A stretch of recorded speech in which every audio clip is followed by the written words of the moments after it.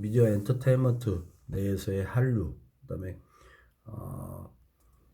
특히 한류 미디어의 그 선두주자 역할을 했던 드라마, 방송 드라마, 그리고 그 후속으로 계속해서 한류를 이끌고 있는 K-팝 부분이 어떻게 우리 지구촌 전 세계에 영향을 미치고 있고, 그다음에 그 영향이 우리 세계사의 한 획을 그을 수 있을 정도로 많은 역할을 하고 있다라는 것들을 매 시간 어떤 그 심층 조사, 그러니까 참여 관찰과 심층 인터뷰, 개인 인터뷰나 집단 그룹 인터뷰 등을 통해서 나타난 그런 민속지학적 연구를 통해서 나타난 결과를 통해서 하나하나 우리가 살펴보고 있는 중입니다. 이제 이번 주가 12주차가 되겠고요. 그 다음에 다음 주가 13주차. 그렇게 되면 이제 14주차, 15주차가 남는데요.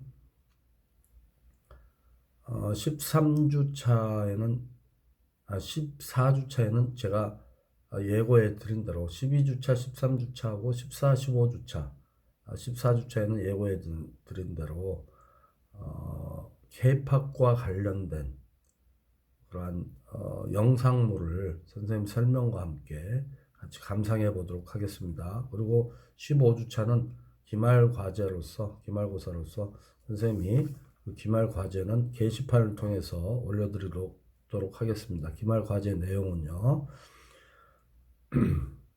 자, 지난 시간 10주차, 11주차를 통해서 우리가 포스트 사회주의의 변화와 한류의 소프트 파워 기억나시죠? 소프트 사회주의, 포스트 사회주의라 하면 동유럽 쪽에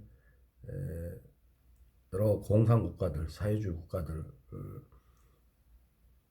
개방화의 물결을 탄 그런 나라들을 얘기하는데, 포스트 사회주의 국가 중에 헝가리와 동유럽의 헝가리와 루마니아를 중심으로 해서 한류와 함께 변화 과정 중인 상태를 우리가 살펴보았습니다.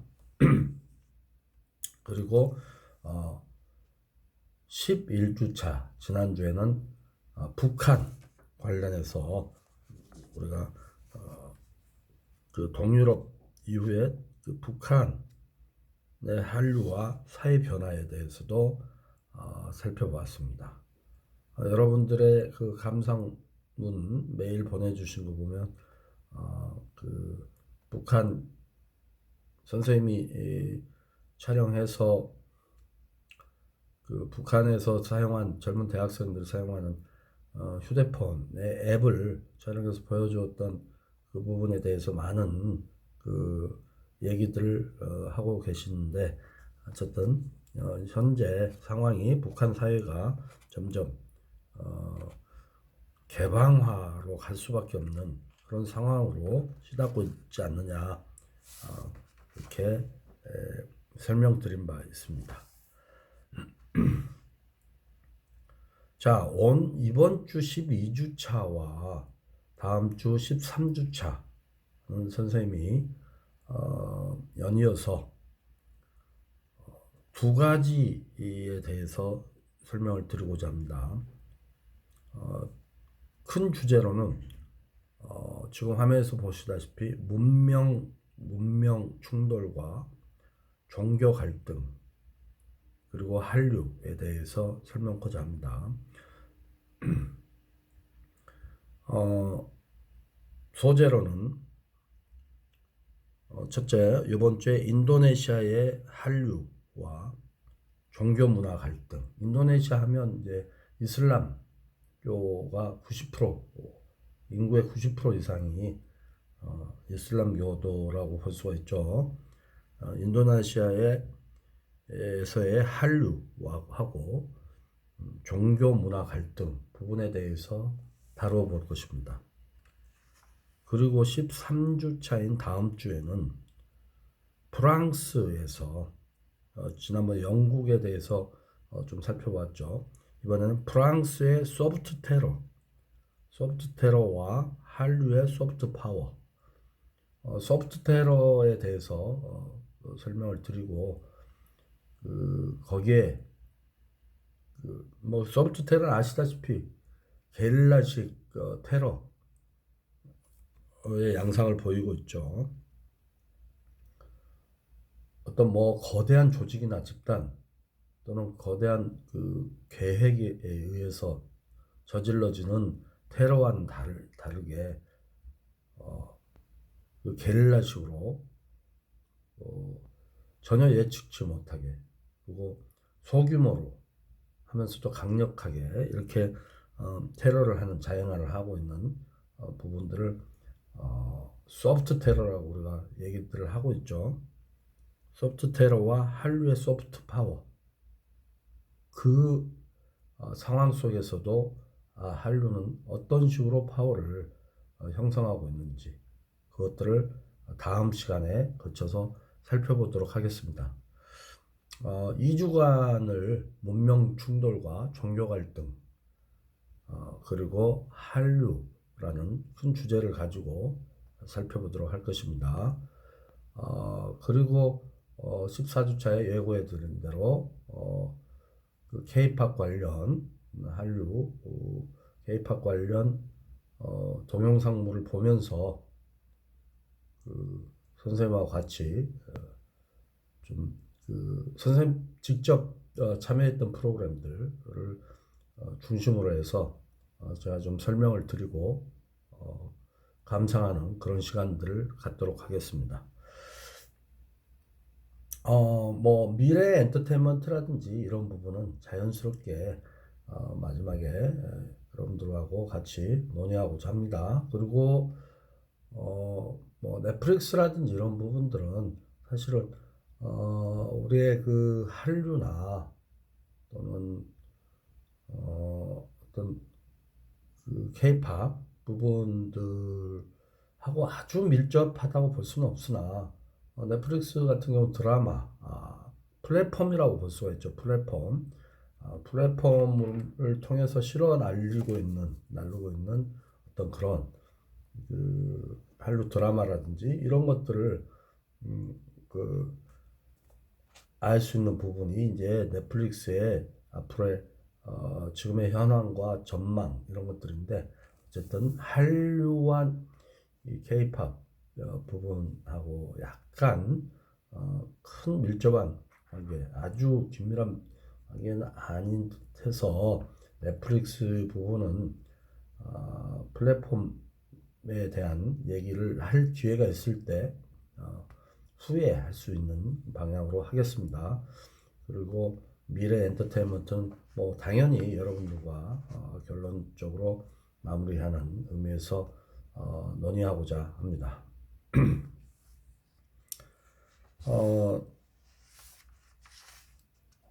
그래서 이번 시간에 문명 충돌과 종교 갈등 그리고 한류에 대해서 개괄적으로 일단 알아보고 그리고 소재인 인도네시아 부분에 들어가서 그 인도네시아에서의 한류의 활동과 문화 갈등, 종교 문화 갈등 부분을 상세하게 살펴보도록 하겠습니다. 자, 세뮤얼 헌팅턴이라는 학자가 예언한 대로 현재 전 세계에는 시계 제로의 항시적이고 만연한 공포와 불확실성에 시달리고 있죠. 여러 가지 이 상황 속에서 우리는 뭐 경제 공황이라든지 또는 전염병이라든지 또는 전쟁의 위기라든지 이런 데서 항상 이런 공포와 불확실성에 시달리고 있습니다. 뭐 테러라든지 이런 데서요. 헌팅턴은 그의 저서에 문명의 충돌이라는 저서를 냈죠. 1997년에. 그래서 앞으로 10년 동안 중국의 발전은 문명 간의 엄청난 세력 변동을 낳을 것이다 라고 예언을 했습니다. 1997년에 이미 그러한 책을 냈어요. 그때 인도도 눈부신 경제 성장을 하면서 세계 무대의 주역으로 등장할 가능성이 있다 라고 예견을 했고, 한편 이슬람 인구 증가도 문명 세력 판도에 중요한 불안 요인으로 작용할 것이다 라는 내용으로 저술한 바 있습니다. 앞으로 몇십 년 동안은 비서구 문명의 힘이 지속적으로 증대하면서 비서구 문명과 서구 문명의 충돌, 비서구 문명과 비서구 문명의 충돌이 서로 간에 나타날 것이다, 충돌할 것이다 라고 예측을 했습니다. 자, 그의 예측은 오늘날 놀랍도록 맞아떨어지고 있죠. 특히 지구촌 곳곳에서 하루가 멀다고 발생해서 세계를 놀라게 하는 테러의 위협은 전 세계인으로 하여금 문명 충돌을 피부로 느끼게 하고 있습니다. 마트나 여행지 같은 일상적 장소에서 사회적 주의나 정치적 입장과 무관하게 누구나 테러 타깃이 될 수 있는 소위 소프트 테러의 시대, 그러니까 게릴라식으로 장소가 정해지지도 않고 아무 때나 별 이유 없이 사회적 지위라든지 정치적 입장과 무관하게 누구나 테러의 타깃이 될 수 있는 이런 것들을 소위 소프트 테러라고 얘기를 하죠. 그러한 시대, 문명의 충돌을 실감하고 해결책을 모색하는 것, 이러한 이런 것들이 우리의 과제가 되어버렸죠. 자, 헌팅턴은 그래서 문명의 충돌로 인해서 이러한 양상들이 벌어지고 있다고 보는 겁니다.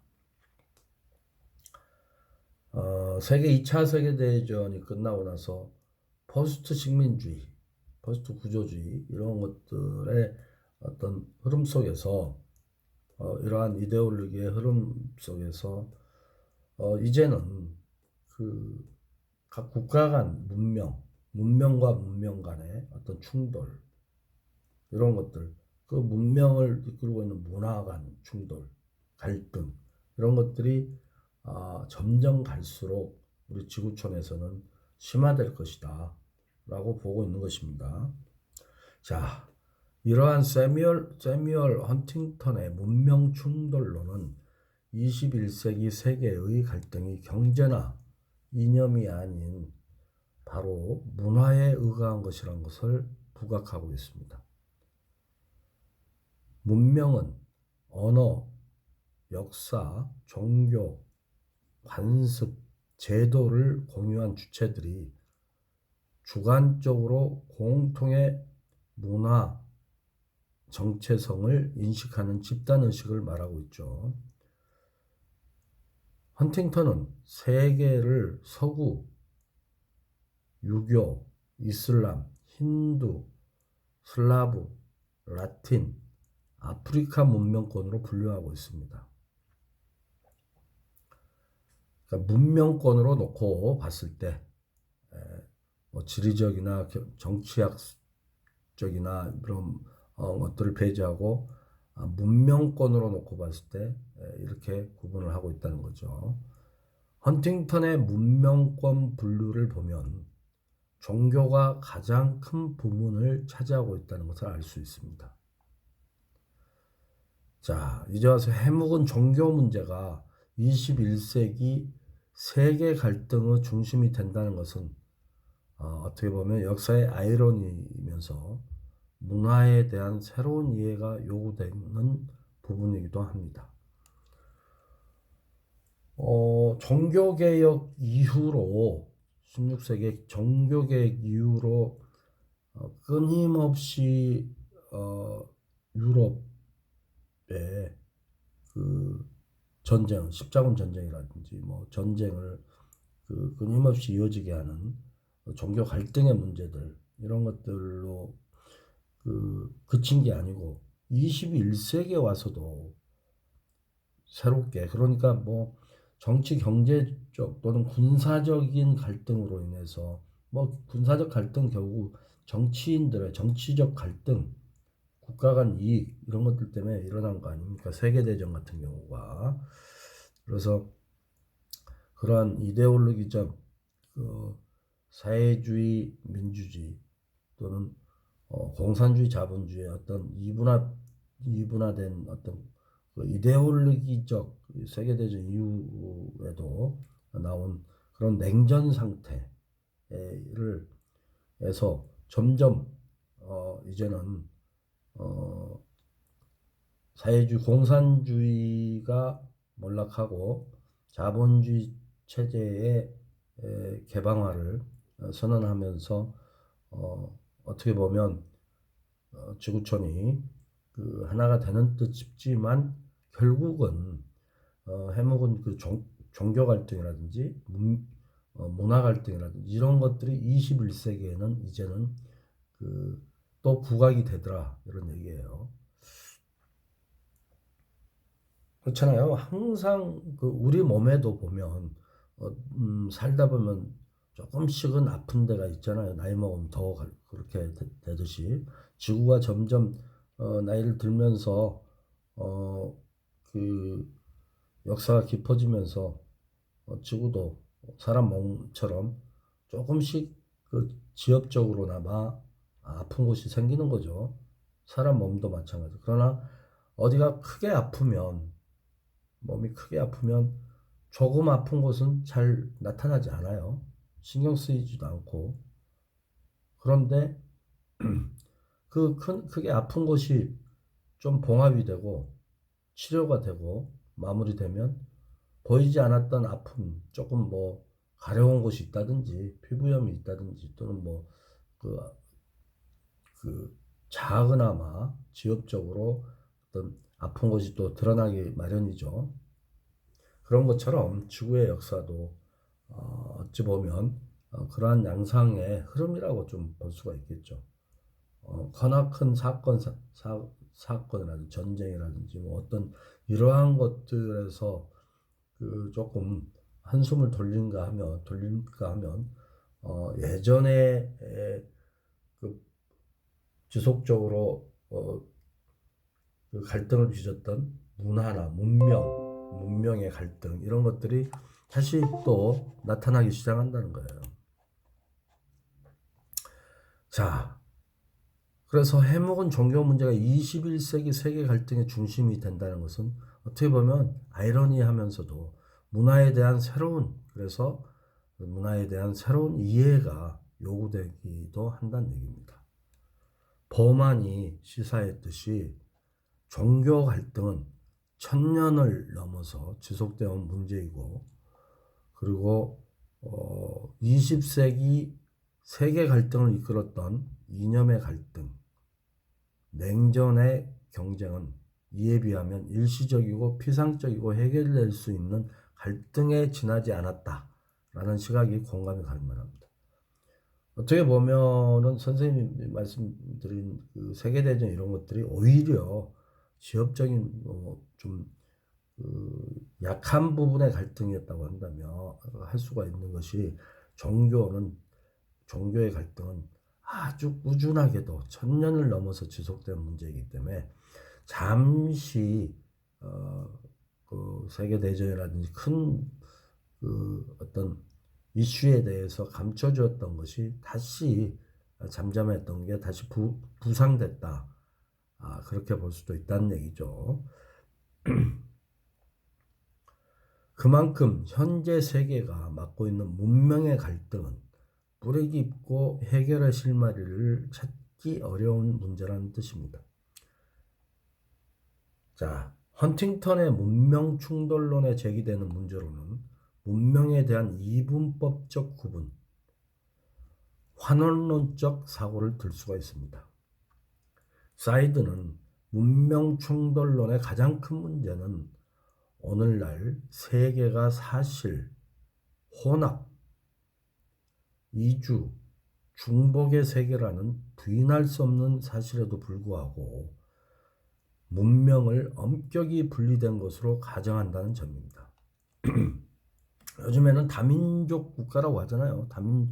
다민족 시대라고 뭐 이주하고 그다음에 중복되고 또 혼합해서 서로 결혼해서 또 2세대가 나오고 하는 그러한 세계인데도 불구하고 문명은 엄격히 분리된다라는 것은 엄격히 분리되는 것 부분에 대해서 사이드는 얘기를 하고 있다는 얘기입니다. 자,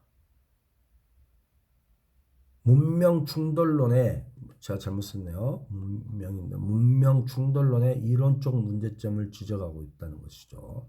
그러니까 사이드가 헌팅턴이 얘기한 이런 이분법적 이런 것들은 현재 사회에서 이렇게 다민족 국가가 돼가고 있는데 지구촌이 점점 어떻게 보면은 그 혼합적인 어떤 양상으로 가고 있는데 너무 문명의 이분법적으로 가르는 것은 조금 문제 제기할 만하다 이런 얘기를 하고 있죠.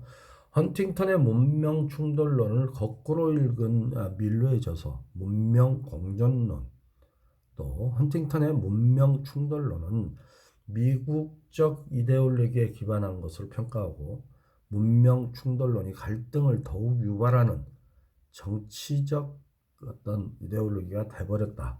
그런 정치적 용어가 되었다. 하고 비판하고 있다는 얘기예요. 그러니까 그 문명 충돌론에 대한 비판을 여러 학자들이 하고 있다는 얘기를 설명드리고 있습니다. 두리얼은 문명 충돌론이 선악의 이분법적 사고로 정치를 종교로 대체했을 뿐이지 서구 중심의 심리를 담은 이론이라고 비판하고 있다. 그래서 정치적 부분에 그 이분법적 사고를 아직까지도 하면서 자국 중심주로 그 미국 중심의 어떤 부분을 정치적으로 해석하는 것을 종교로 그냥 핑계를 삼아서 종교로 대체하고 있을 뿐이지 그 모든 것이 미국 중심, 서구 중심의 심리를 담은 이론이라고 비판하고 있다는 것입니다. 자, 그런데 이러한 사이드라든지 또는 밀러라든지 드루어리라는 이러한 학자들의 비판에도 불구하고 헌팅턴의 이 세뮤얼 헌팅턴의 문명 충돌론이 여전히 우리에게 시사점을 제공하는 부분은 이해가 가는 공감이 가는 부분은 현재 세계 갈등의 지축은 사실 문화에 있으며 그 중심에 종교가 있다고 말하는 점입니다. 사실 실제 상황이 그렇다는 얘기를 하고 있는 거예요. 현재 종교 갈등의 여러 가지 정치적 요인과 민족주의, 포스트 식민주의 등의 다양한 문화 권력이 작용하고 있다는 것은 어찌 보면 너무도 당연한 일이라는 얘기입니다. 뭐 이 강의 수업에 필요한 어떤 자료, 서적이나 문헌들 때문에 선생님이 그 공조하고 있는 생각 때문에 이러한 얘기는 아니고요. 이러한 모든 그 어떤 이론이라든지 세오리, 이론이라든지 사상, 생각, 이념 이런 부분에 대해서는 항상 비판론자들이 있을 수밖에 없어요. 여러 가지 트집을 잡아서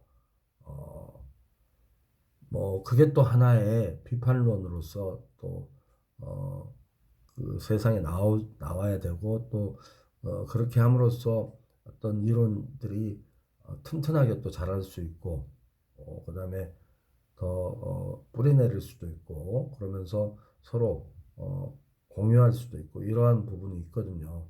그래서 어떠한 이론이든지 어떠한 사상이든지 거기에는 비판이 따를 수밖에 없습니다.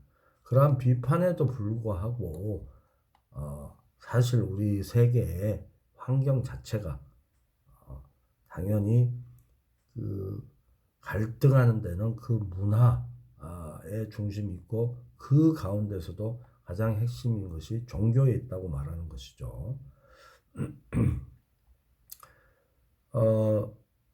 종교 갈등에는 여러 가지 정치적 요인과 민족주의라든지 포스트 식민주의 이런 것들이 이러한 문화 권력들이 이데올로기들이 이 종교 갈등에 포함되어 있다는 얘기입니다. 작용하고 있다. 자, 그래서 이번 주와 다음 주 수업을 통해서 말씀드린 대로 현재 세계의 화약고인 문명 충돌과 종교 갈등의 문제를 한국 미디어와 관련해서 탐색을 해보고자 합니다. 한류와 함께 탐색을 해보고자 합니다. 자, 그러면 먼저 이번 주에는 인도네시아에 일고 있는 한류의 바람을 이슬람 문화와의 관계에서 살펴볼 것입니다. 인도네시아에서는 세계 최대의 무슬림 인구를 가진 국가이죠. 현재 이슬람의 동진과 그다음에 강경화 추세에 따라서 새로운 따라서 전 세계 이목이 집중되는 사회이기도 합니다. 인도네시아는. 그래서 이러한 인도네시아에서 젊은이들 사이에서 가장 인기 있는 대중문화가 바로 K-팝이란 것이에요. 그래서 인구의 90%가 무려 90%가 무슬림인 사회에서 K-팝이나 한국 텔레비전 프로그램 같이 서구화된 생활 양식과 음악 장르를 담은 한류가 우리 한류 프로그램이 사실은 약간 서양식의 우리 K-팝도 그렇죠. 어떤 음악 장르에 좀 가깝다고 봐야죠. 생활 양식과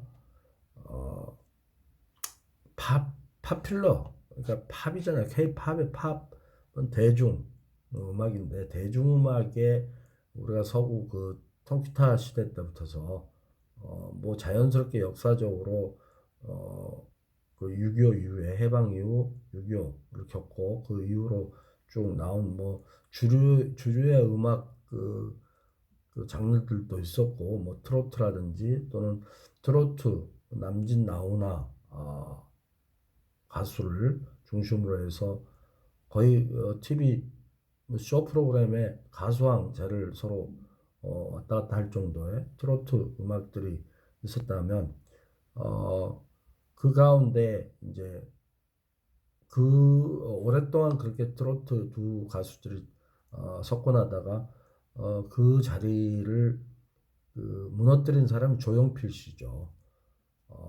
조용필 씨가 나와서 가왕 역할을 하면서 또는 이선희 씨도 나오고요. 그러면서 그 가운데에 통기타 음악들 이런 것들도 우리 젊은이 사이에 엄청난 인기로 우리가 받아들여졌던 그런 그 어떤 그 과정이 있었습니다. 조용필 여담입니다. 조용필 씨를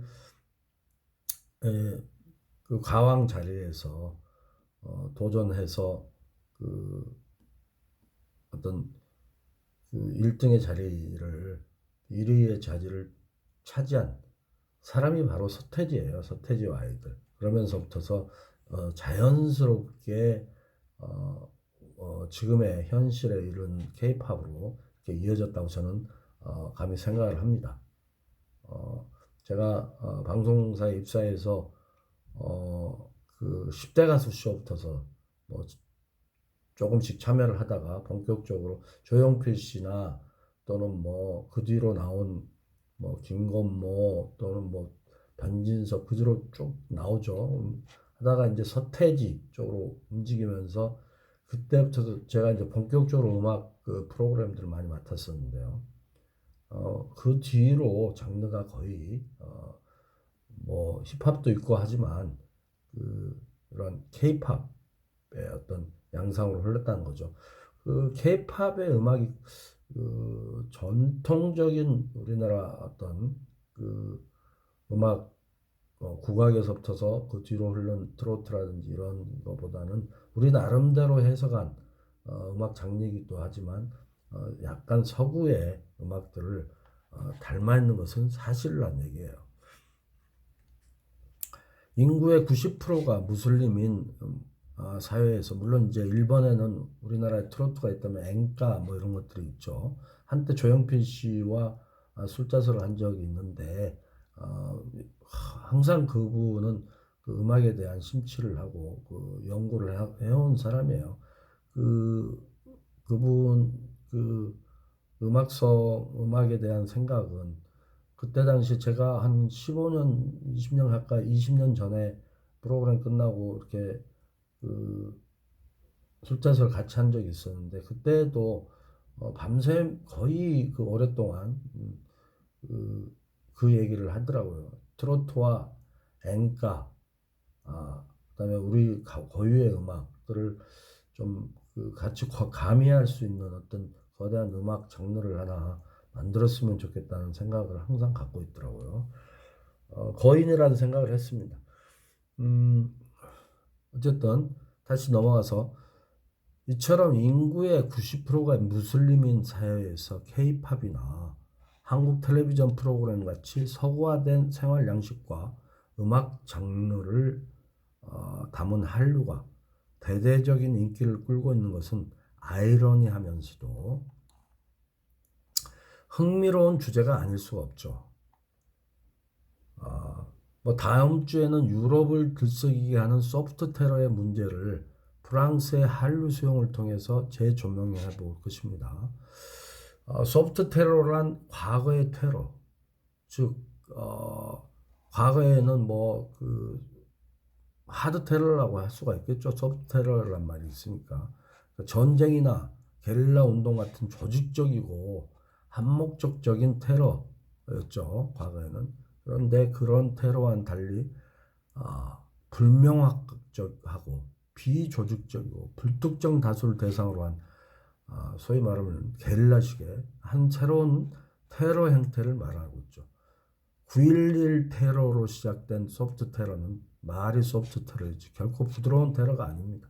언제 어디서 누구에 의해 자행될지 모르는 마구잡이식 테러.